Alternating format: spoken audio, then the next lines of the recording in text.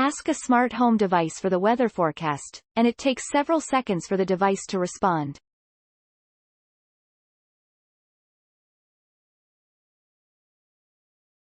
One reason this latency occurs is because connected devices don't have enough memory or power to store and run the enormous machine learning models needed for the device to understand what a user is asking of it. The model is stored in a data center that may be hundreds of miles away, where the answer is computed and sent to the device.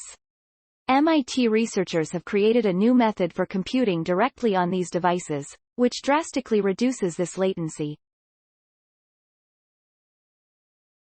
Their technique shifts the memory-intensive steps of running a machine learning model to a central server where components of the model are encoded onto light waves.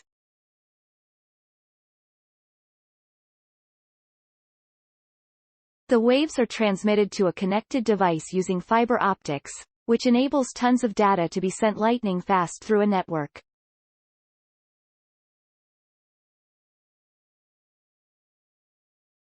The receiver then employs a simple optical device that rapidly performs computations using the parts of a model carried by those light waves. This technique leads to more than 100-fold improvement in energy efficiency when compared to other methods.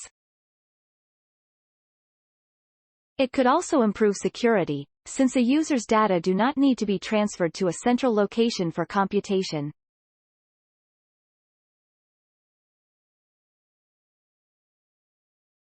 This method could enable a self-driving car to make decisions in real time while using just a tiny percentage of the energy currently required by power-hungry computers. It could also allow a user to have a latency-free conversation with their smart home device, be used for live video processing over cellular networks, or even enable high-speed image classification on a spacecraft millions of miles from Earth. Every time you want to run a neural network, you have to run the program, and how fast you can run the program depends on how fast you can pipe the program in from memory. Our pipe is massive. It corresponds to sending a full feature-length movie over the internet every millisecond or so. That is how fast data comes into our system. And it can compute as fast as that, says senior author Dirk Engeland, an associate professor in the Department of Electrical Engineering and Computer Science, EECS, and member of the MIT Research Laboratory of Electronics. Joining Engeland on the paper as lead author and EECS grad student Alexander Sluds, EECS grad student Samuel Bandiopa-Dié, research scientist Ryan Hamerly, as well as others from MIT, the MIT Lincoln Laboratory, and Nokia Corporation. The research will be published in Science. Lightening the load neural networks are machine learning models that use layers of connected nodes, or neurons, to recognize patterns in datasets and perform tasks, like classifying images or recognizing speech. But these models can contain billions of weight parameters, which are numeric values that transform input data as they are processed. These weights must be stored in memory.